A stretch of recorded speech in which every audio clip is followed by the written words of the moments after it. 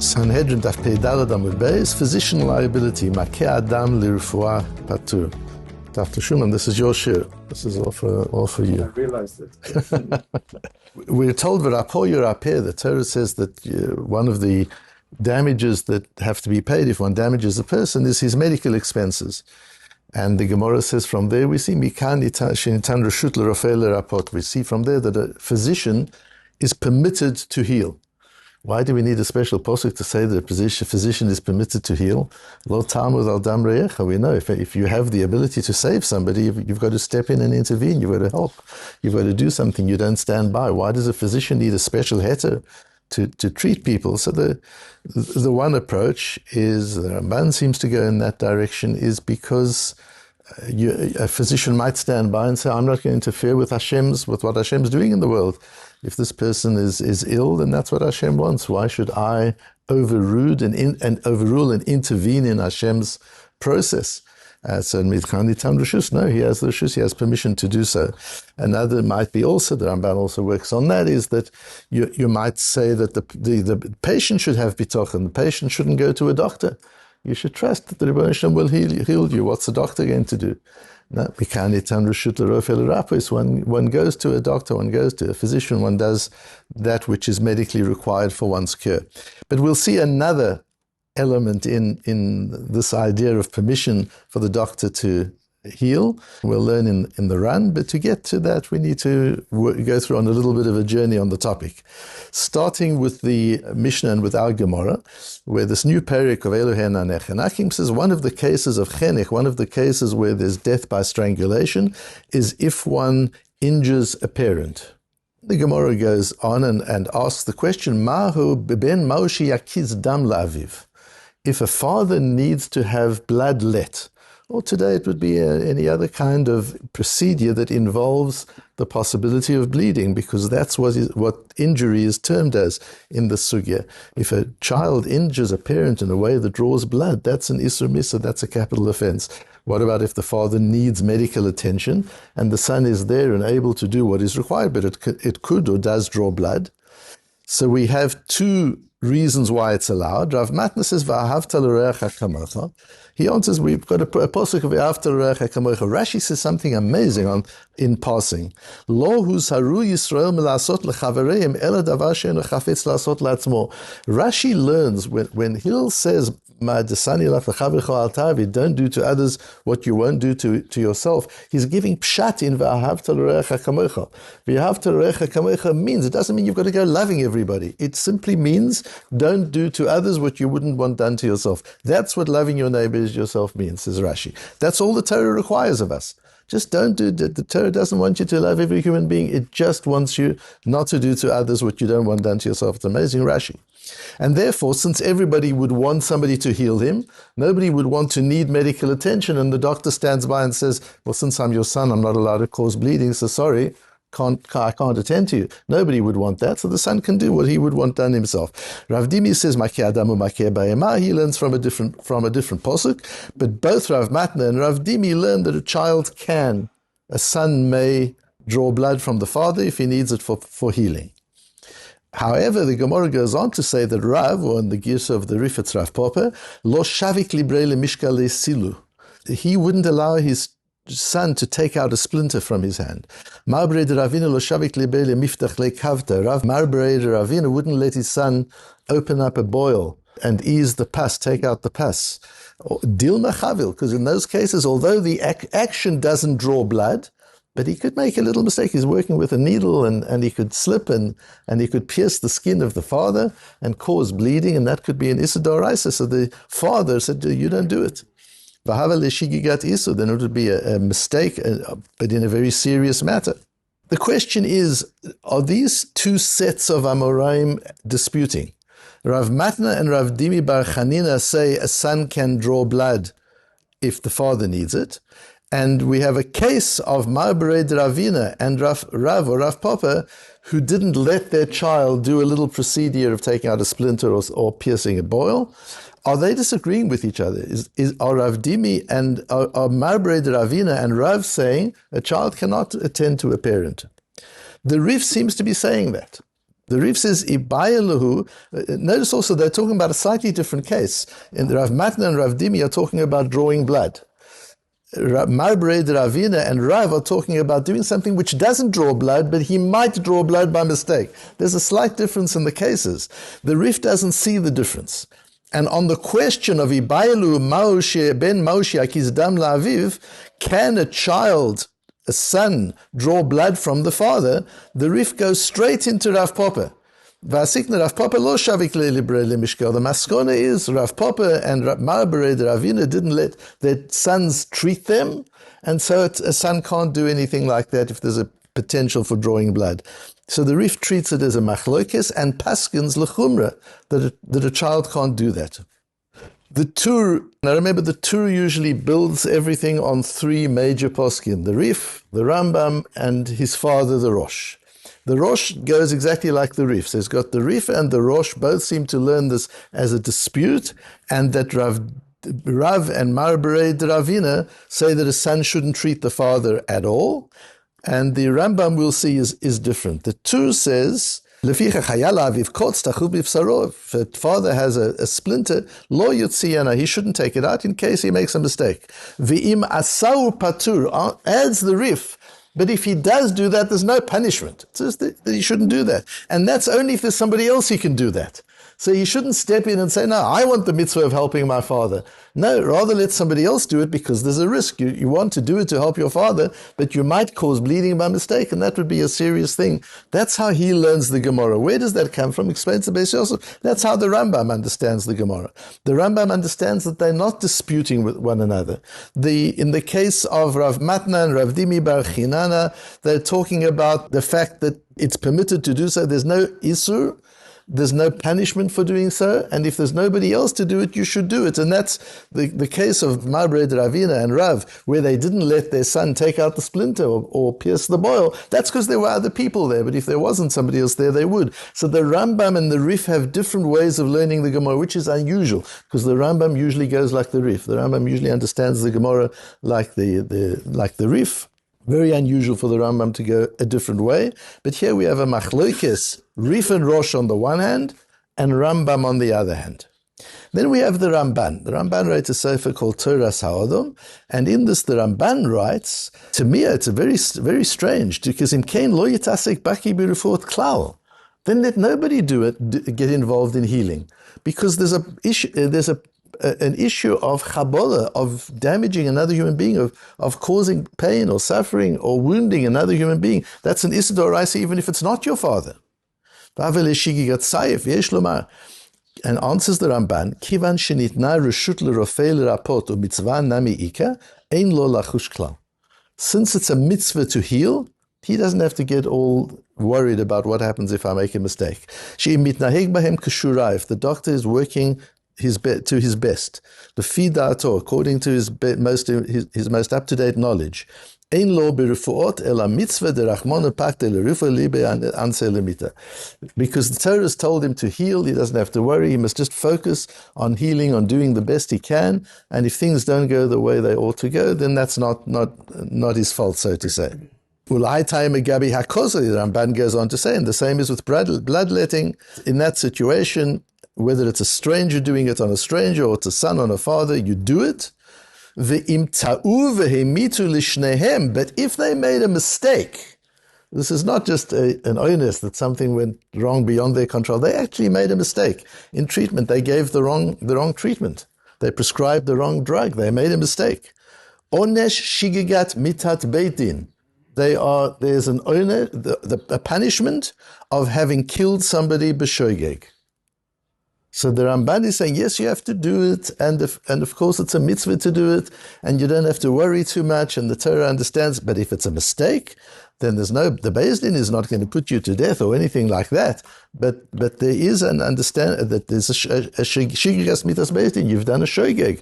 It's like any other avera b'shogeg, you've done an avera, in this case, a capital avera, you've done in error.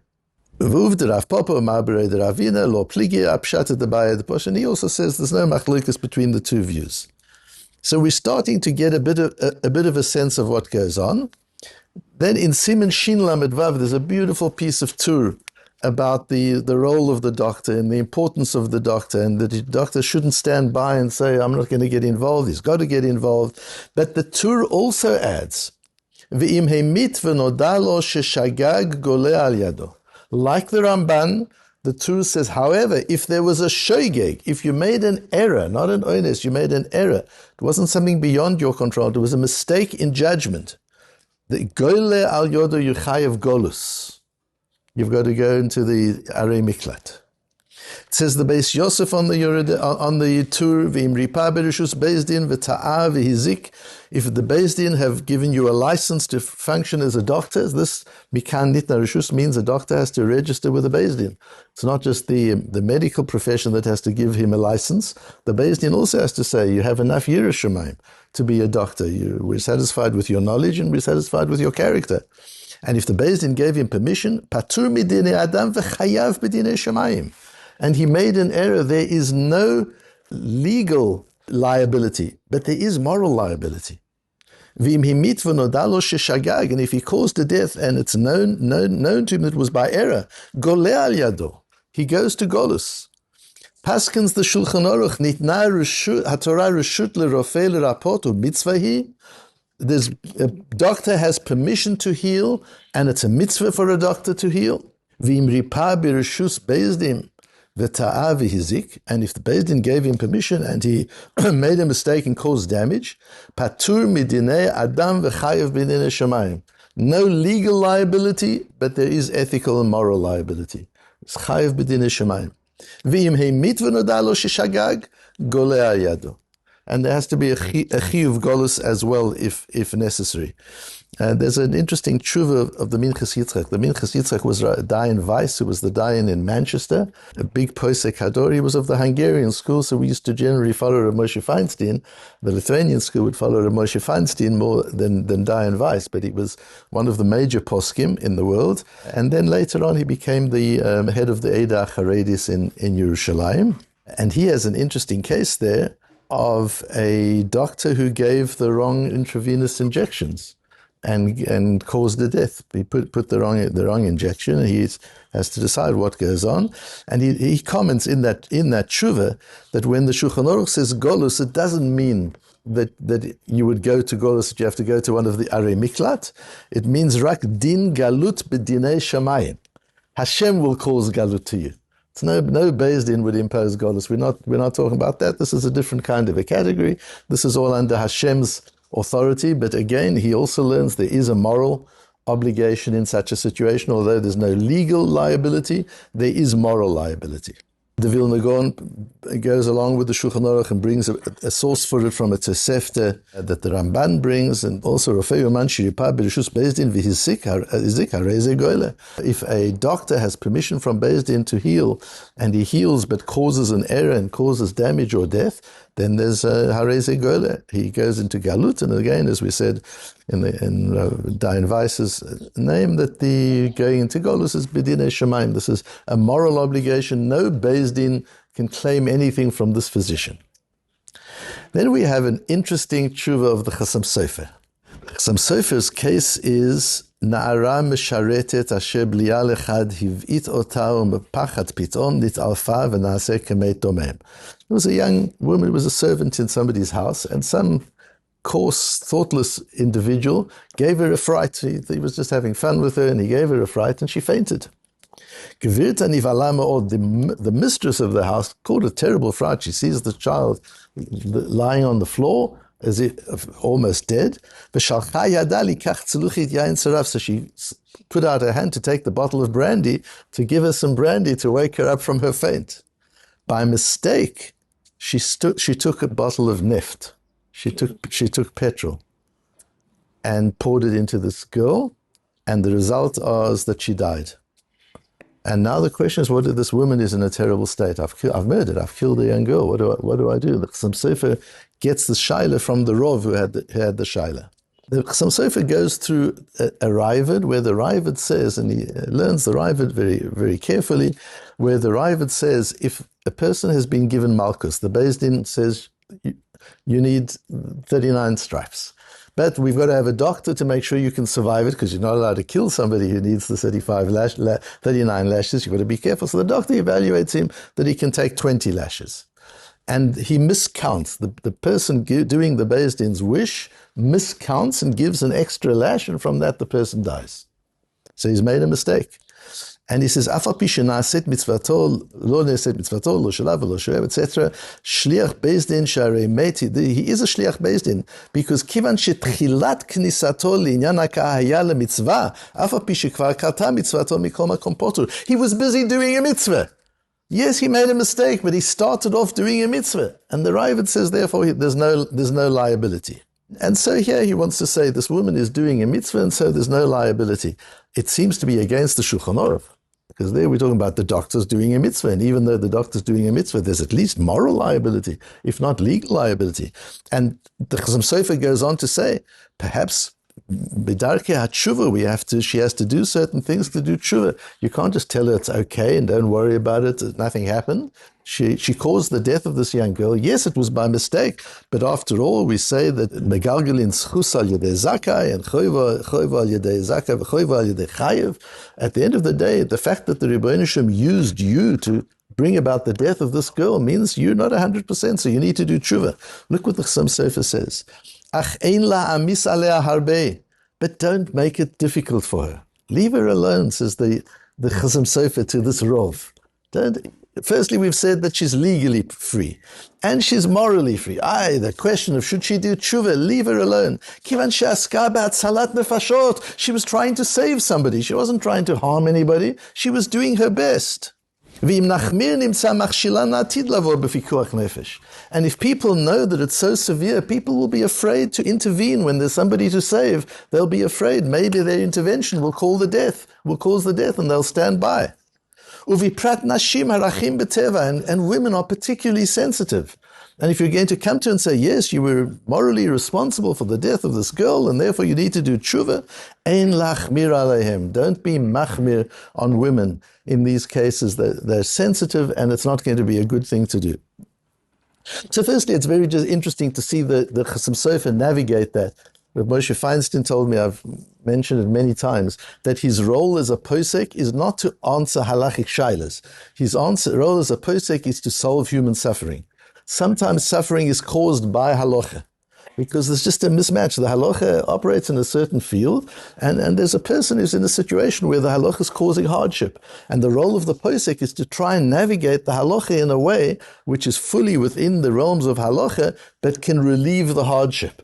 And Rabbi Moshe Feinstein used to say the most important job of the posek is to feel the empathy of the human problem before he starts working on the solution. The problem is not a halachic problem. The problem is a human problem. And you've got to be able to empathize with the human problem and then get into the halacha. And you see this in the Chasam Sofer. That yes, you can go in the halacha and are you chayiv or aren't you? This, at the end of the day, just leave her alone. But where does he get that from? It's against the Shulchan Aruch. Yes, he's got this Ravid, he's worked through, but where does he get it from?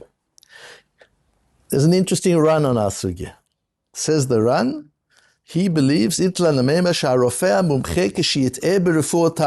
a specialized doctor makes a mistake in his treatment, there's no such thing as it being a shogeg, a mistake. Ela onus, that's called onus. It's always called something beyond his control. It's never just a mistake. If it's not careless, it's onus. In the case of a doctor, there's no shogeg. Normally we have 3 levels. There's mazid, you do it on purpose. There's shogeg, you did it by mistake. And there's onus, it was beyond your control. Says the Ran, if it isn't pshir, if it isn't careless, then it's onus, there's no shogeg. Why is there no shogeg?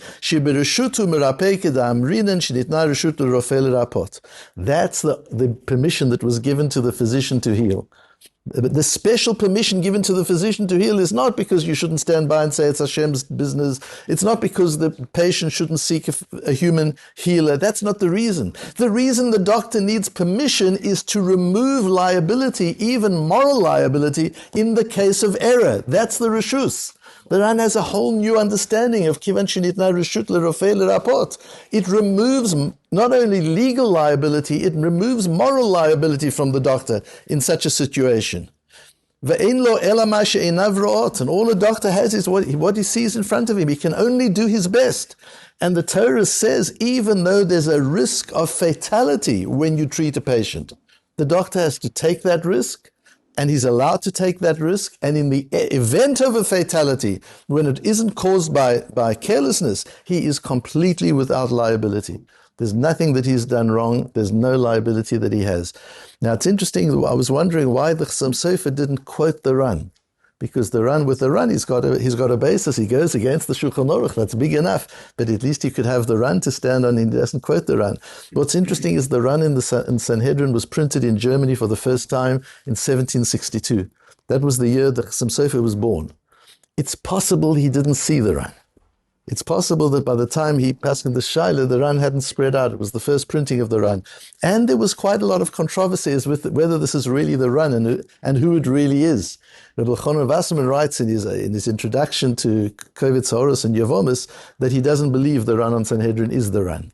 Subsequently, it's been widely accepted that this is the Ran, and that's the way it was accepted. But in the Chassam Sofer's time, it's possible that he didn't even see it, and that had he seen it, he would have quoted it, because the Ran certainly supports where he lands up. And the idea is quite amazing that when the Torah gives permission to a doctor to heal, it's not just that he has permission to heal, but he is released from any liability other than that caused by carelessness. He has no legal liability, he has no moral liability, because of the enormity of the mitzvah that he's fulfilling by treating his patients.